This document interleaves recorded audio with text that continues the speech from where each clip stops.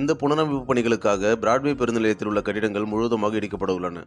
பின்னர் அங்கு 9 மாடிகள் கொண்ட வணிக வளாகத்துடன் கூடிய நவீன பேருந்து நிலையம் அமைக்கப்பட உள்ளது. அதேபோன்று பிராட்வேயில் உள்ள குரலகம் கட்டிடம் இடிக்கப்பட்டு 10 மாடிகள் கொண்ட வணிக வளாகம் கட்டப்பட உள்ளது. அங்கிருந்து மெட்ரோ ரயில் நிலையம், புறநகர் ரயில் நிலையம் என அனைத்தும் இணைக்கும் வகையில் நடைமேம்பாலம் அமைக்கப்பட உள்ளது. இதற்கான பணியை சென்னை மெட்ரோ ரயில்வே, சென்னை மாநகராட்சி, சென்னை பெருநகர வளர்ச்சி குழுமம் ஆகியவை இணைந்து மேற்கொள்கின்றன.